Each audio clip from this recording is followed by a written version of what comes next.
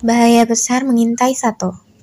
Leon dan anak buahnya dibuat sibuk atas hilangnya Jovita. Tidak tanggung-tanggung, Leon mengerahkan semua anak buahnya yang di Jakarta, mencari ke setiap sudut kota di ibu kota. Terlebih, di daerah komplek perumahan elit di daerah Jakarta Selatan, bekas rumah Jovita.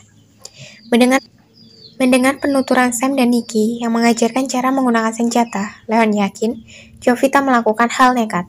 Karena di daftar riwayat panggilan telepon di selular Pak Banas, ia menelpon kantor Firmansyah untuk menyelidiki lelaki yang dulunya sahabat ayahnya.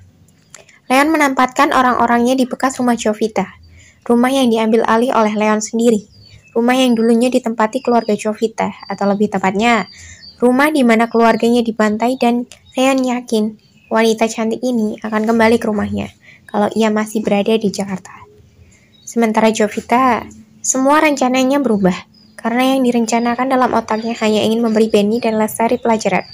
Ternyata, ia tidak bisa terbang ke Jakarta karena ia tidak punya identitas. Ia malah terdampar ke Surabaya, karena faktor keberuntungan dan sekaligus memuluskan pelarian dari Leon. Andai saja wanita itu tidak pingsan di depan pintu kamar mandi yang ia gunakan, sudah pasti anak buah Leon sudah menangkapnya. Tenang Jovita, mungkin kamu terbang ke sini ada tujuan lain, ujar Jovita saat ia turun di Bandara Juanda. Maka saat turun di bandara di Surabaya ini, ia langsung naik taksi. Dalam otaknya hanya ada satu hotel tempat tujuannya. Selain harganya terjangkau, Jovita juga punya kenangan bersama ibunya di sana. Ibu Jovita seorang instruktur senam dan sering kali dipanggil ke Surabaya untuk mengajar senam untuk istri-istri para pejabat di Gedung Kesenian Surabaya. Hotel Majapahit, Surabaya. Disinilah Jovita istirahat saat sampai di Surabaya. Jovita tiba di hotel saat sudah sore, karena harus memantau sekeliling dan membeli sebuah ponsel baru juga, untuk ia gunakan menelpon Peter nantinya dan membeli perlengkapan lainnya menggunakan uang Zidan. Duduk dalam kamar yang sama, yang pernah ia tempati bersama sang ibu, membuatnya merasa rindu pada orang-orang yang sudah tiada lagi di dunia ini, dan itu sangat menyakitkan. Maka saat pagi tiba, ia menyalakan televisi dan tidak sengaja melihat berita pagi itu.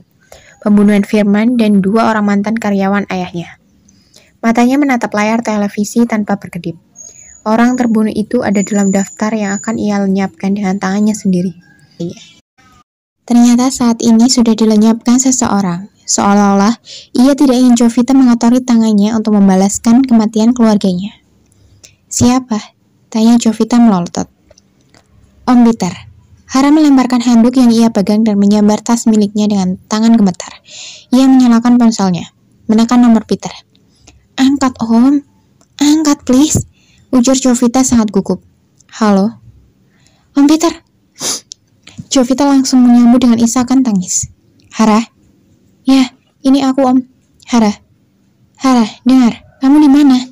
Di hotel di Surabaya. Aku... Hara, apa kamu melarikan diri dari Leon? Kok Om tahu Leon? Hara, tenangkan dirimu, jangan panik.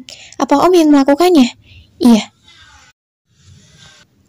Iya, Om sudah membaca pesan yang kamu kirim, dan aku marah pada mereka semua. Dengar Hara, Om ingin bertanya. Apa benar kamu bilang pada Benny kalau kamu melihat pembunuh keluargamu? Iya Om, aku memang melihat mereka, walau memakai masker dan topi, tapi salah seorang dari mereka memiliki tato kepala harimau di otot lengan. Karena itulah hidupmu dalam bahaya Hara. Dengar, jangan lakukan apapun. Aku tidak akan membiarkan kamu mengotori tanganmu dengan darah manusia-manusia keparat itu. Serahkan semua sama Om. Maka itu, jangan keluar dari kamar. Om akan datang menemui kamu. Ingat, jangan keluar dari hotel. Pesan makan dari kamar saja, ujar Peter di ujung telepon. Ia panik. Om, ada masalah apa? Hara, nanti Om akan jelaskan. Tetapi tolong, dengarkan kata Om. Saat ini, Om juga DPO. Maka dari itu, aku tidak bisa membebaskan keliaran. Sekarang, kamu harus hati-hati. Jangan keluar dari kamar ini. Ada seseorang yang mengincarmu. Baik, Om. Sekarang, matikan ponselnya. Jangan menyalakannya. Baik, Om. Mendengar hal itu, tubuh Jovita gemetar. Ia menyesal mengaku melihat pembunuhannya pada Benny. Ini namanya keluar dari mulut harimau masuk ke mulut buaya. Di sisi lain, di Mission Leon. Sebelum ia berangkat ke Jakarta, Zidan akhirnya bisa ditemukan di parkiran hotel arah bandara. Karena mabuk, ia tertidur lama di dalam mobil. Untung Jovita baik, sebelum ia meninggalkan lelaki itu, ia membuka sedikit jendela mobil. Maka saat siang hari keadaan panas, ia tidak mati kepanasan dalam mobil. Karena kedua security yang diminta Jovita membangunkannya, lupa membangunkan Zidan. Lelaki itu tidur dan waktu yang lama dalam mobilnya. Dan saat ini ia dibawa paksa ke hadapan Leon. Sekarang katakan apa yang terjadi, Zidan. Suara Leon tegas. Saya juga tidak tahu, bos. Jangan bohong, Zidan. Kamera dalam mobilmu menunjukkan Hara menyetir dan kamu duduk di depan. Hara siapa, bos? Tanya Zidan bingung. Zidan, jangan biarkan saya menghajarmu juga. Katakan terus terang. Kinan memperlihatkan gambar mobil Zidan. Dikendarai Jovita dan Zidan duduk di depan dengan tenang. Dia siapa? Tanya Zidan benar-benar bingung. Dia non Hara, wanita bos. Ucap Kinan menjelaskan dengan gamblang. Saya tidak kenal. Melihatnya saja saya belum pernah. Ujar Zidan jujur. Apa tidak mengingat sesuatu? Iwan ikut penasaran. Zidan mencoba mengumpulkan potongan-potongan ingatannya dibantu rekaman yang diberikan Kinan. Saya hanya mengingat saat pulang tadi malam, kepalaku sangat pusing karena aku mabuk. Lalu saya turun untuk buang air kecil iya, saya ingat seorang wanita cantik menggendongku ke mobil. Alis Leon mengenyit saat Zidan menyebut menggendong. Leon membayangkan tubuh mungil Jovita menggendong tubuh Zidan yang tinggi besar seperti induk gajah. Menggendong? Tanya Kinan mempertegas. Iya, samar-samar saya masih mengingat wajah cantiknya, dan rambutnya panjangnya, dan tubuhnya wangi. Ujar Zidan menutup mata membayangkan Jovita membopong tubuh besarnya. Oh, benar. Siapa wanita cantik ini? Wangi dari tubuhnya saya masih mengingat. Ujarnya berulang kali. Masih dengan mata tertutup membuat Leon semakin panas. Hentikan bodoh. Saya tidak meminta membayangkan bagaimana wangi tubuhnya. Saya bertanya apa yang terjadi. Teriak Leon marah. Baginya, Jovita miliknya seorang. Tidak boleh ada yang menyentuh, apalagi ingin memilikinya. Iya, hanya itu bos. Saya tidak ingat lagi.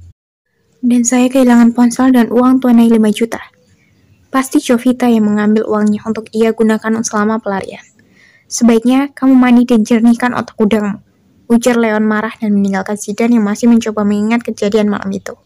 Tetapi, samar-samar ia bisa mengingat ucapan Jovita yang membantunya ke dalam mobil, lalu meminta tumpangan. Zidan tersenyum kecil saat mengingat Jovita kesusahan menggotong tubuhnya. Dia pasti wanita baik dan cantik, ucapnya pelan. Gak usah menghayal tentang gadis itu. Dia milik bos. Lu gak tahu apa yang terjadi saat ini? Ujar Kinan tidak mengalihkan matanya dari komputer. Kita akan kembali ke Jakarta. Pinta Leon. Saat tiba di Jakarta, Leon tidak tanggung-tanggung. Ia turun langsung untuk mencari Jovita. Ia tahu Jovita dalam bahaya. Leon naik ke gedung atap sebuah hotel dan memantau apartemen Benny dari sana. Ia yakin Jovita akan datang malam itu ke sana dan bisa menangkap untuk menyelamatkan nyawanya.